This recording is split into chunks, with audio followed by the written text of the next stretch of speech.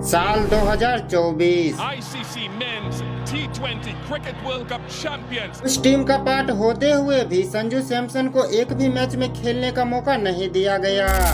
ये मेरे दिल में एक रिग्रेट रहेगी कि मैं रोहित शर्मा जैसे कैप्टन के साथ एक वर्ल्ड कप फाइनल मिस कर गया।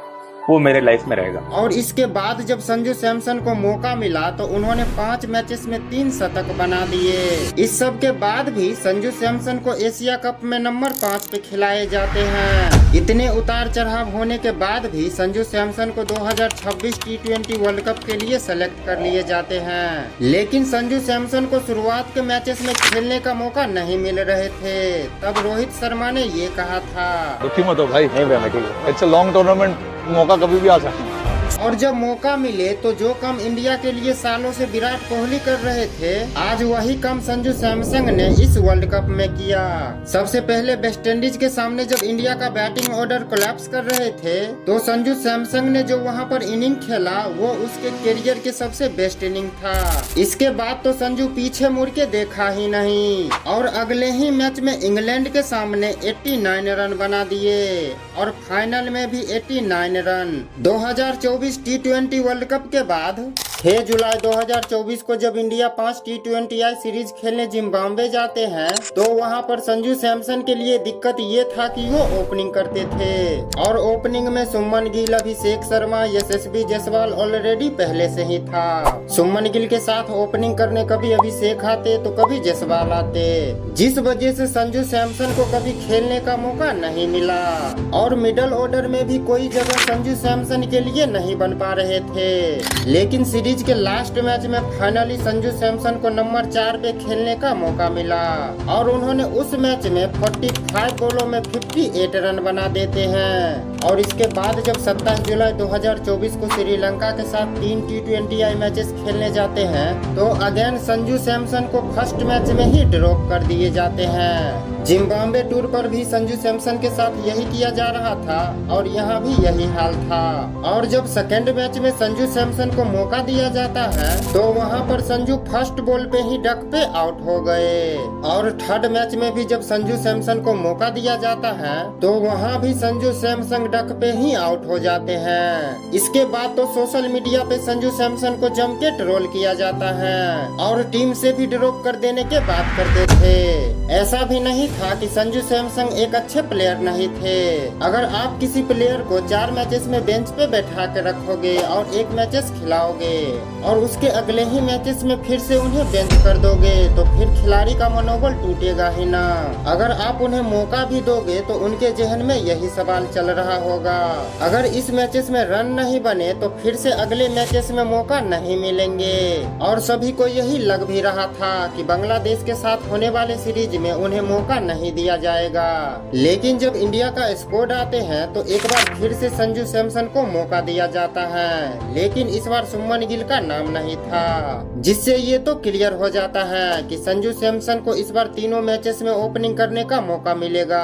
और होता भी कुछ ऐसा ही है। 6 अक्टूबर 2024 को जब फर्स्ट मैच खेला जाता है तो वहाँ पर अभिषेक शर्मा के साथ संजू सैमसन ही ओपनिंग करने आते हैं और उस मैच में संजू ने 19 बॉल में 29 रन बनाए। फिर सेकेंड मैचेस में मात्र 10 रन ही बना पाते हैं। लेकिन ये आने वाले तूफान से पहले का सन्नाटा था, क्योंकि थर्ड मैचेस में जब संजू और अभिषेक ओपनिंग करने आते हैं तो वहां पर अभिषेक जल्द ही आउट हो जाते हैं। लेकिन उस मैच में संजू सैमसन सभी बांग्लादेशी बॉलरों को डिमांड पे ले रहा था और उस मैच में संजू ने 47 बॉलों में 111 रन बनाए, स्ट्राइक रेट 236 का। इसके बाद तो सभी हेटर्स का मुंह बंद सा हो गया।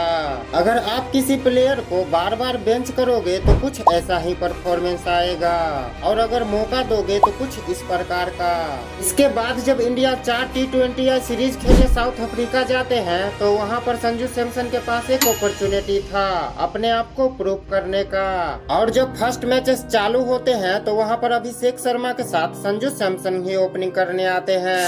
उस मैच में संजू कुछ अलग ही माइंडसेट के साथ बैट बैटिंग कर रहे थे। उन्हें कोई भी फर्क नहीं पड़ रहा था कि सामने बॉलर कौन है। कागिसो रबाडा, लुंगी एंगेरी, मार्को यानसन जैसे बॉलरों को आज संजू सैमसन डिमांड पे ले रखा था और बना देते हैं 50 बॉलों में 107 रन, स्ट्राइक रेट 214 का। लेकिन बाकी के मैचेस में संजू सैमसन के साथ कुछ ऐसा होने वाला था जिसे कोई भी एक्सपेक्ट नहीं कर रहा था, क्योंकि सेकेंड और थर्ड मैचेस में संजू सैमसन डक पे ही आउट होते हैं। जो प्लेयर पिछले 2 मैचों में 2 शतक बनाकर आ रहा हो, आखिर वो प्लेयर अगले 2 मैचों में 2 डक कैसे बना सकते हैं। लेकिन फिर चौथे मैच में संजू सैमसन ने अपने आप को बैक किया और उस मैच में फिर से सेंचुरी बना दिए। मतलब नहीं चले तो 0 और चल गए तो सेंचुरी। पिछले 5 मैचेस में संजू ने 3 शतक बना दिए और इसी परफॉर्मेंस को देखकर मैनेजमेंट ने डिसाइड किया कि संजू सैमसन को और मौका देना चाहिए।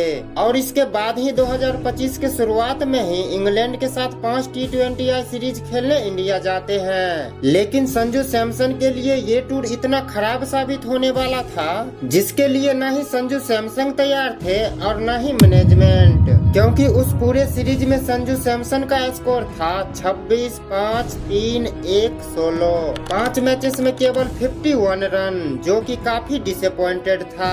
और यही नहीं, IPL 2025 में भी संजू सैमसन का यही परफॉर्मेंस आते हैं और पूरे IPL में मात्र 285 रन ही बनाए। और दूसरे तरफ उनके ही कॉम्पिटिटर सुमन गिल ने 650 रन बनाए थे। इस परफॉर्मेंस को देखकर इंडियन मैनेजमेंट ने सुमन गिल को एक बार और मौका देना चाहते थे और आने वाले एशिया कप के लिए सुमन गिल को वाइस कैप्टन भी बना दिए जाते हैं, जिससे ये तो क्लियर था कि अब संजू सैमसन को ओपनिंग करने का मौका ना मिले। और होता भी कुछ ऐसा ही है। अभिषेक शर्मा के साथ सुमन गिल ही ओपनिंग करने आ रहे थे। इनफैक्ट 2 मैचेस में तो संजू सैमसन को खेलने का भी मौका नहीं मिला और थर्ड मैच में जब नंबर 3 पे खेलने का मौका मिला तो उन्होंने उस मौके को जाने नहीं दिया और 45 बॉलों में 56 रन बना दिए। लेकिन उसके अगले ही मैच में संजू सैमसन को नंबर 5 पे खिलाए जाते हैं। उस पूरे एशिया कप में नंबर 5 पे खेलते हुए भी संजू सैमसन ने सुमन गिल से बेस्ट परफॉर्म किया था। इसके बाद अक्टूबर 2025 में जब ऑस्ट्रेलिया जाते हैं तो वहां पर भी संजू सैमसन को केवल एक ही मैच में खेलने का मौका दिए जाते हैं। दिसंबर 2025 में जब साउथ अफ्रीका से T20I सीरीज खेलने गए थे तो वहां भी संजू सैमसन को केवल एक ही मैच में खिलाए जाते हैं। लेकिन 20 दिसंबर 2025 को जब इंडिया का वर्ल्ड कप के लिए स्क्वाड आते हैं तो वहां पर संजू सैमसन का नाम आते हैं, ना कि सुमन गिल का।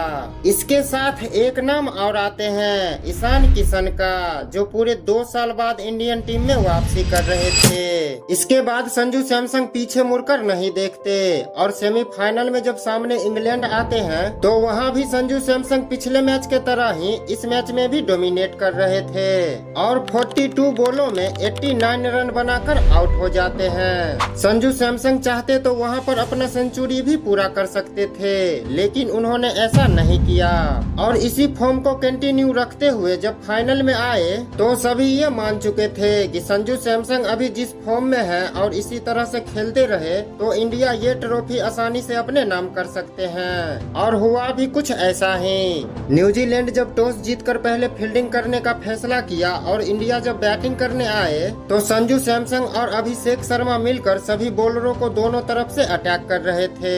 अभिषेक शर्मा जो पूरे वर्ल्ड कप में फ्लॉप रहे, आज वो भी फॉर्म में आ गए थे और इन दोनों ने मिलकर 43 बॉलों में 89 रनों का पार्टनरशिप करते हैं। अभिषेक शर्मा के आउट होने के बाद भी संजू सैमसन अपने ही अंदाज में रन बना रहे थे, लेकिन एक बार फिर से 46 बॉलों में 89 रन बनाकर आउट हो गए। 2 मैचों में 2 सेंचुरी मिस कर दिए, लेकिन इंडिया ये वर्ल्ड कप जीत गया। संजू सैमसन को पूरे वर्ल्ड कप में केवल 5 ही मैच खिलाया गया और प्लेयर ऑफ द टूर्नामेंट का अवार्ड भी अपने नाम किया था। तो सोचो किस लेवल का संजू सैमसन ने डोमिनेट किया होगा। आप ये बताओ, अगर संजू सैमसन को इस वर्ल्ड कप में खेलने का मौका नहीं दिया जाता तो क्या इंडिया ये वर्ल्ड कप जीत पाते? कमेंट में जरूर बताना। Thanks for watching.